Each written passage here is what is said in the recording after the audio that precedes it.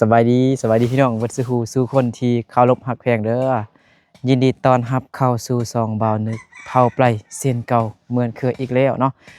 อ่ามื้อวานนี้บ่าวนึกก็บ่ทันได้ลงคลิปเนาะบ่แม่นว่าบ่ทันเนาะบ่มีคลิปสิลงไปบุญกองข้าวใหญ่กับบ่ได้ถ่ายเนาะเพราะว่ายังบ่แม่นมื้อแท้เทื่อหันนะต้องวันที่เก้าก่อนมื้ออื่นเนาะมื้ออื่นสิถ่ายบรรยากาศอยู่ในบุญกองข้าวใหญ่ให้พี่น้องอยู่ทางบ้านได้ครับเบิ่งได้ครับชมเนาะอ่าสำหรับคลิปนี้แม่นบ่นึกสิอ่ามาเยี่ยมยามน้องมาอัปเดตห้องน้ำน้องน้องไม้เด้เนาะน้องไม้เนาะเบิ่งคือว่าแล้วห้องน้ำของน้องไม้เนาะอยู่บ้านห้วยสะแงมเมืองไสยบุรีแขวงไสยบุรีโอ้ห้องน้ำน้องไม้แล้วดิน้องไม้จังไดป่าห้องน้ำ งามแท้ ห้องน้ำน้องไม้งาม มันคือว่าเงี้ยงอยู่ซั่นน่ะ มันคือยักษ์ลับ บ่แม่นเซาปูนนี่เนาะอาจจะมันปานใดเนาะบ่ได้ใส่เลยเนาะบ่แล้วเด้อหน่อยๆอันนี้มันคือเป็นจังซี่มันบ่ติดบ่ว่าแม่นวันนี้ไอ้ตีตัวนี้ลงอ๋อตีจังอ่าโธ่ประตูคือใหญ่แท้สร้างเข้าไปท้ายก็ได้อ๋อสบายดีน้องไหมสบายดีเป็นจังไดมือน่ะดีขึ้นแล้ววะก็ดีขึ้นอ๋อบ่ได้เอาเหล็กออกเหรอติบ่ได้เอาบ่ได้ไปกลัวหนาวเนาะเกิดมากินหนาวแฮงก็ไปกลัวอยู่แต่ว่าเข้าบ่ไปกลัวไปกดแล้วบ่ไปมื้อวันที่1เนี่ยเข้าพันงานคือบ่เดี๋ยวนี้จอยแล้วนี่คือมันน้อยมานี่มันต่างกันเนาะบ่แม่สีต่างกันเบิ่งนี่แล้วอันนั้นเย็นบ่หรือว่าร้อนเย็นเนี่ยนี่พี่น้องเนาะห้องน้ำของน้องไม้ใดก็เฮ็ดเองบ่สั่งเฮ็ดแล้วมันคือน้องไม้เฮ็ดเองเด้อนี่เด้อห้องน้ำนี่เบิดนี่เนาะเฮ็ดเองมีแต่ไอ้หนูมาเบิ่งเล็กๆน้อยๆซื่อๆแต่ว่าเฮ็ดเองหมดนี่นะ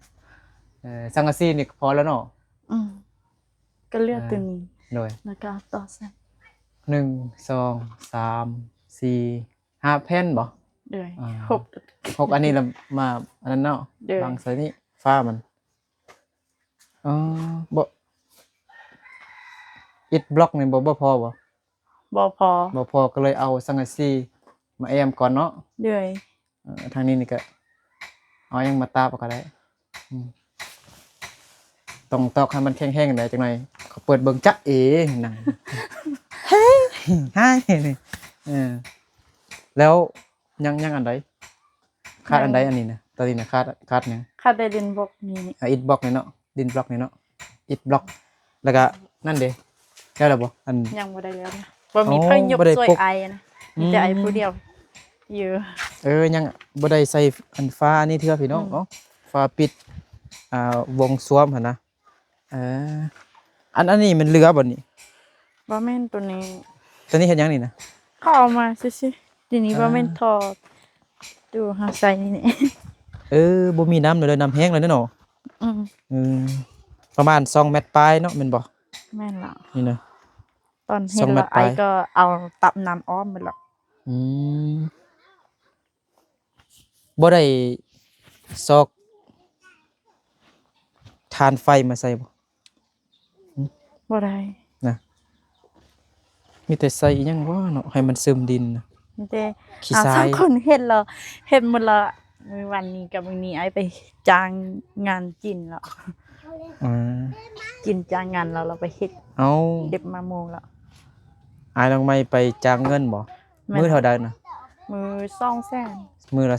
200,000อยู่สัญญาบุรี300 บาท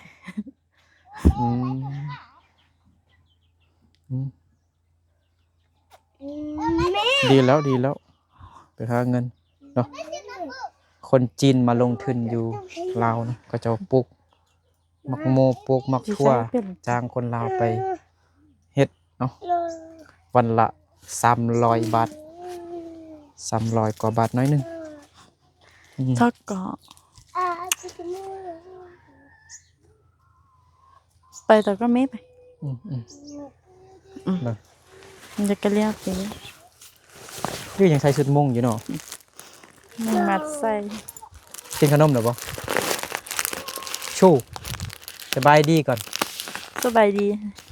สบายดีพ่อแม่พี่น้องลุงป้าเอาอาปุ่นบ่ต้องเบิ่งหน้าอายเบิ่งนี่ ใจดีลูกก็ สบายดีพุ่นสบายดีสบายดีอ่ะเอามานี่อันนี้เป็นน้องของน้องมีนานบ่ เลยเราก็อยู่น นะมาอันนั้นชื่อยังหั่นน่ะเริ่มชื่อเหรอเอา ำอยู่คนนั้น อยู่เอา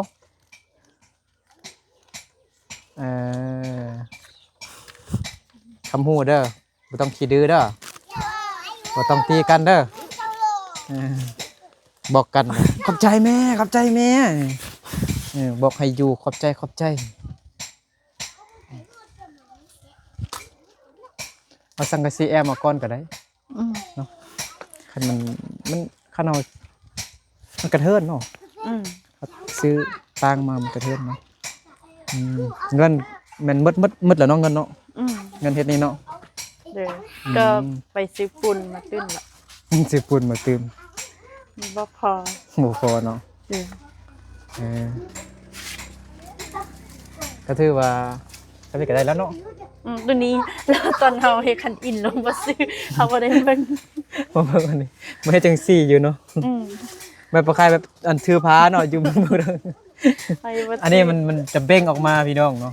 มีแต่ไอ้ส่งมีแต่ไปได้ไอ้ผู้เดียวส่งคนเฮ็ดเนาะเราบ่มีผู้เบิ่งไอ้หนูไปให้มาแล้วเราว่าคือว่าบ่ซื้อแล้วคือมาดูป้า บ่ได้เข่งเสือกเข่งทรายบ่ใส่เสือกก็ไปตามเสือกหั่นเด้ บ่ฮู้ว่าบ่มีผ้าซ่อนเด้มีแต่เฮา เฮ็ดเองเลยเนาะอ๋อใส่ปูนบักอะไรอีกเห็นบ่บ่พอซำเนาะถ้าได้ก็มื้อนั้นน่ะบ่ฮอด100เนาะ90ปลายดูบ่80ปลาย94 94หมดเด้อให้ว่ามันน่าจะบ่พอน่ะประมาณ100ปลาย100ปลาย200ประมาณ105แม่น150ก้อนเนาะอิฐบล็อกพี่น้องเนาะก็ตอนนี้ก็มีแต่ยังอันนี้เนาะได้ปิดฟาร์มอันนี้เนาะแล้วก็ไอ้นูเข้ามาแล้วให้มาเนาะเป็นติดฟ้าไอ้นูนอนให้บ่เข้าไปมีพี่น้องเข้าจ้างไปคุกขิ้นคุกคิงอยู่ซะอยู่ถึงอยู่บ้านเฮานี่เนาะบ่อยู่มันเข้าไปจ้างอ่ะแล้วพ่อได้เป็นจังไดอาการของพ่อเป็นจังไดดีขึ้นแล้วบ่หรือว่าคือเก่าคือเก่านี่คือเก่าเนาะเด้อโอเคแล้วนี่ใส่สังกะสีแอมฟ้าอันนึงโอ้มื้ออื่นเอาเหล็กห้อยเด้อห้อยติดอยู่นี่ติดอยู่ฟ้านี่มื้ออื่นออกเหล็กห้อยเด้เอ้าเฮ็ดหยังนี่น่ะเขาเอาไปปกอันนั้นคือว่าเอาไปปกหัวซั่นนะเอาไปปกวิทอันหัวนั่นนะไปมันก็ไปคืนต่อไปเอาปกโถส้วมนี้ปกโทนนี้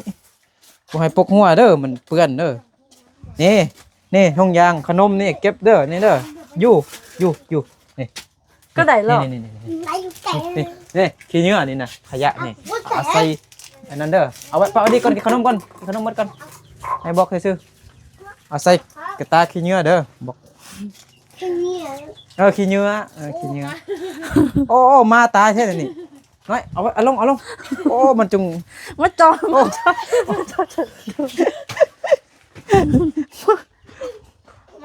มาน้องอยู่จิตายแล้วโอ้ได้เกลือเข้ามันบ่คือว่าตัวน้อยแท้ได้กินข้าวนั่นตัวเจ้ามานั่นน่ะเราก็ตายแล้วดูสิข้าวนี่ตายแล้วข้าวตายแล้วมันเป็นเพราะมันหนาวบ่ว่าไม่เราเจ็บท้องปันเบาให้คนเราเจ็บท้องเอิ้นมันบ่แม่นมันเจ็บท้องน้องใหม่เบาปันเบาให้คนเนาะเราเจ็บท้องมันเจ็บท้องสัตว์มันเอิ้นว่ามันคนเอิ้นว่าเรา เรามันเจ็บท้อง มัน ว่า จะทอกเอายามันซับแล้วสองสามเทื่อแล้วมันก็บ่ให้ ประตูใหญ่เนาะ ประตูนี่ไอ้หนูเฮ็ดให้ ใหญ่โพดนี่ต้องมันจะมีก่อนก็ได้ ตอนเฮาโอนพ่อมาเข้านั้นเราก็มันง่ายกว่า มันก็ได้ใช่ไหมก็จับพอมาเนาะคุ้มพอมาเข้ามาโอ้มันก็ดีแท้ก็ยักได้อันโทรสวมอันแบบนั่งสูงๆขนาดนั้นเนาะ เพื่อให้พอ แต่ว่า นั่งสบาย แต่ว่ นะ ตัวมันแพง มันแพงแม่นมือธรรมดาแบบเอาน้ำฮดเอานั้นแต่ว่ามันต้องนั่งได้หั่นน่ะแต่บ่แม่นโทรสวมแบบอิหยังก็บ่แม่นอันสะโครกกันเลยมันจะเป็นแบบเขาฮดน้ำอันเท่าไหร่5 แสน 6 แสนบ่ตัวอันกดมันล้านปลายตัวเฮากดมันกดมัน เขา โอ้ยบ่เฮ็ดหน่อยนี่เบิ่งนี่มันแตกมาหมดแล้วนี่ ก็ เห็น จะ บ่ ในตู้ตันตู้เนาะ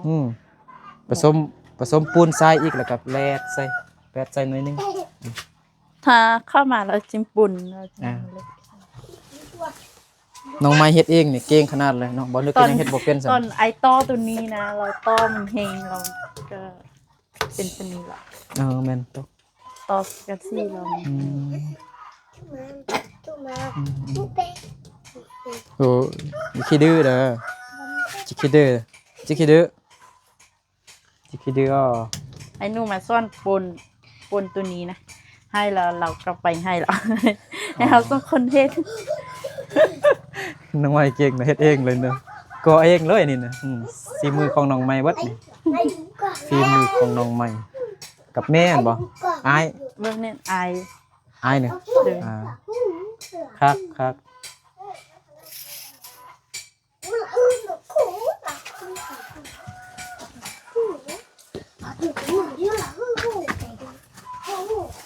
แมตรปลายเนาะแมตร50 แม่เราตี แมตร60เลยเนาะ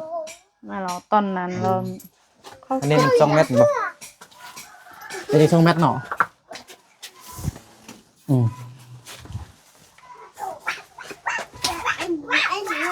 ทางค้างนี่มันเมตร60นี่แหละ เขาจะบอกทาง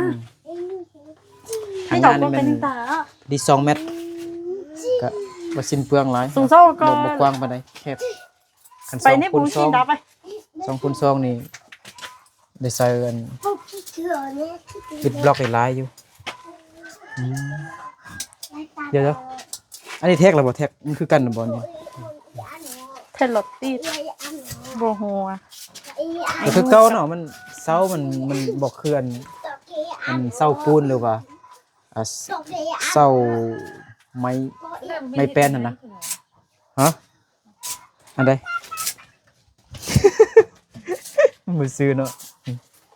ก็ถือว่าโอเคเราเก่งเนาะน้องไม้เฮ็ดผู้เดียว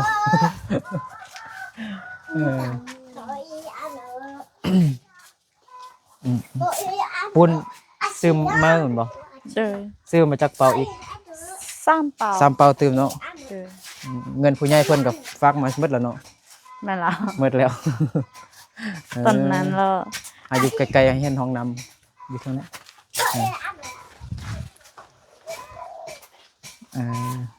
ห้องน้ำลงไป เขาดื้อ อิดบอกโมโฟหนาวบ่สู้ ดาวเนี่ย สู้นอจิโน นอ โนโอ้ไปไล่ตีมาแล้วบัดนี้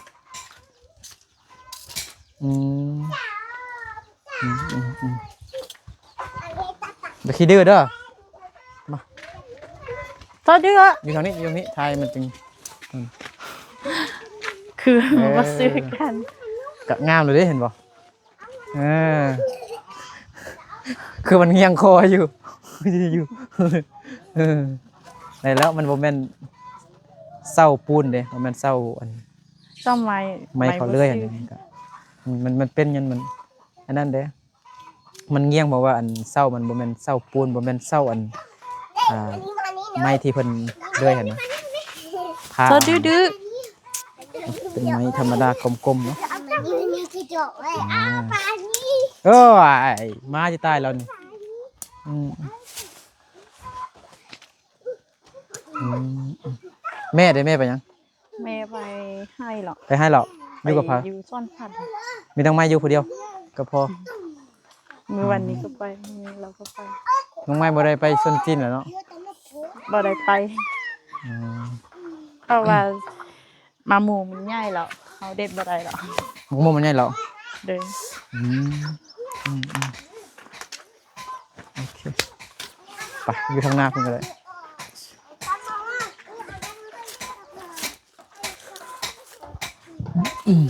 มีนาอยู่เฮือนเนาะ เด้อ นาฬิกาอยู่เฮือน เข้าอยู่เห็นเม็ดให้มื้อนี้ เฮือนหมด เด้อ เมื่อยเนาะเมื่อวานนี้ไปเฮ็ดเวียกบ่ ไปให้เวียด3มื้อ อ่า เรามื้อนี้พ่อกับแม่บอกว่าเฝ้าน้องอยู่ ส่วนผักน้องเนาะส่วนผักน้องไม่ผักมันเป็นผักเอานี่ดอกไม้นี่นะหอมหน่อยนึงเนาะโอ้งามแฮงผักหอมแปรอันนี้ผักดีดต้นผักดีดอันนี้ โอ้ก็สิรอล่ะ แม่น้องไม้เนาะแม่น้องไม้กำลัง Tại ด่า con tí tây rau chả hay cho Hai nên là đục. con tí rau โอ้มะเขือ Có con ta khiếp đấy rồi. เอ้า Nó nó ช่างแม่ไปให้นะ có trồng hoa và chim อ๋อมาเมื่อกี้นี่ติเอาน้องไม้บ่ทันเห็นแม่มาสัม Cho nên nhiên ถ้าแม่ไปยังแม่ไปสวน là cỡ ông Ngồi chặt mua tôn phải à? son งัวจากตัวน่ะ son từ Son từ. tay từ này là อืม sang nang ông งามเนาะห้องน้ำเนาะ สบายดีแม่เด้อ bà leo chưa สบายดี FC ก่อนสบายดี dùng đâu เฮ็ดเองก็เก่งเนาะทำนั้นเนาะ เพราะมันค่อยจะเฮ็ดบ่ได้เด้แม่น้องไม้กับน้องไม้เฮ็ดเก่งขนาดนั้น ก็เอง chưa hai hết điềuนี้ ก็เฮ็ดเนาะ hai hết cái này เออ vòng làm bà leo chưa ก็อันอิดบล็อกกันกับบ่ได้เข่งเสือกสำ ก็ตามความเข้าใจเลยเออ cái บ่นั่ง cho bao hơi anh lúc xài cục anh non khoai mà tang cả đại nói ấyแต่ว่าผู้นั้นเราว่าเราสร้างแล้วเราก็มาตั้งให้มันย่อยเราบ่ขอถึงบ่ขนาด เอาสังกะสีซื้อสังกะสีมาก็ได้ด้วยกระเทินนะ อืม อันใดก็กระเทินหมดแม่สิไปบ่งัวแล้ว ไปบ้านมาแล้ว อืม ถ้าจมไป ของนำน้องไม้ก็ยังขาดอิฐบล็อกเนาะน้อยหนึง được คันสิซื้อนี่อีกประมาณจักก่อน50ก่อน qua màn ha còn ก่อนละ 4,000 บ่หรือว่า 5,000 siผ่านไป 4,000ปลาย 2,500 ใช่แล้ว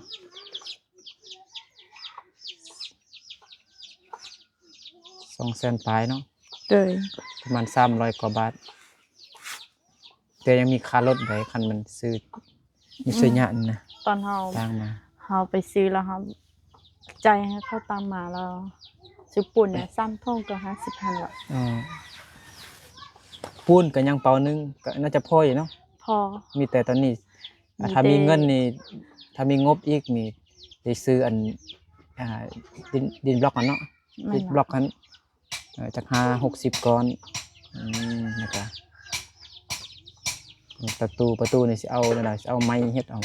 จังได๋ โอ้โหเด้อ หรือว่า จึงไปเอา ถ้ามีเงินเอาสังกะสีนี่ตอกใส่ไม้ก็ได้เนาะเฮ็ดโครงห้างมัน ประตูบานประตูหั่นน่ะวงกบแล้วก็เอาสังกะสีตอกใส่คืออันห้องน้ำของเอ้ยเบาหั่นน่ะของเอ้ยเบาใส่สังกะสีเบิดมุงสังกะสีฟ้าสังกะสีเป็นห้องน้ำสังกะสีเลยงาม ก็จะซื้อก็ตัวกระปุ้นน่ะ เงินผู้ใหญ่เพิ่นก็เบิดแล้วเนาะ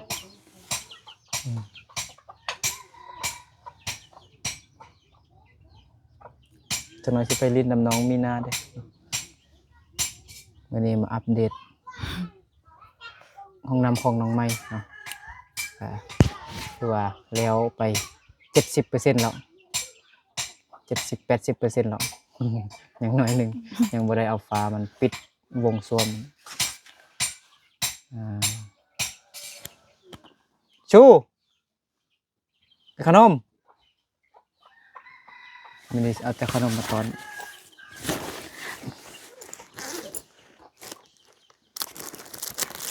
มาบ่นั่นแหละ เอาขนมมาตอนน่ะเรา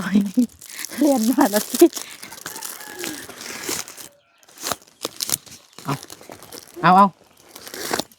อ้าวมันนี่ ตอน ขน ที่ ม หู ตอน บอ เด้ ก อ เราตา ยังตอนเด้อ พระเจ้าแม่ อ้าว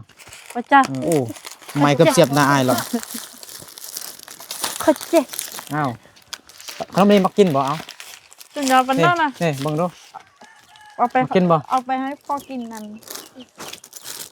พ่อกินบ่ขนมนี้ บ่ฮู้กินได้ตัวนี้ติ เอาให้พ่อน้องไม้เด้ เอาเดี๋ยวชูปลากันก็พอ เอาพ่อใหญ่กินได้เอาพ่อใหญ่กินได้เอานี่เข้าใจ เอาให้พ่อปู่กินเด้อแต่พ่อปู่ขอโทษเนาะวันพ่อลายพ่นเนาะบ่มีห้องยางเด้จับใส่นี่เลยให้พ่อปู่กินมื้อพ่อปู่เนาะพ่อโซนเนาะพ่อเฒ่า เราบ่ฮู้ว่าพ่อเราอยู่ไสเราแกคงว่า พอเลยเนาะพอเลย คันอินไปเล่นน้ำหมู่แล้วเขาเอิ้นว่าพอเราไปเราก็บ่ดีใจ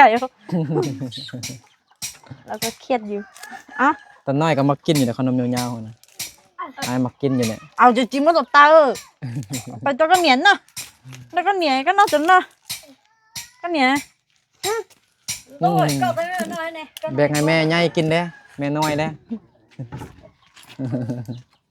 ก็ไปตบก็ไป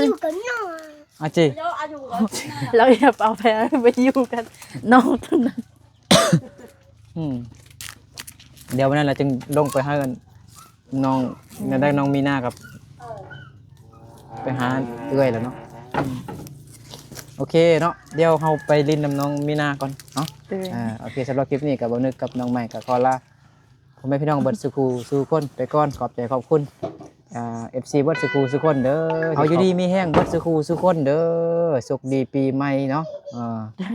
สบายดี สบายดี เจอกันใหม่เนาะ เลย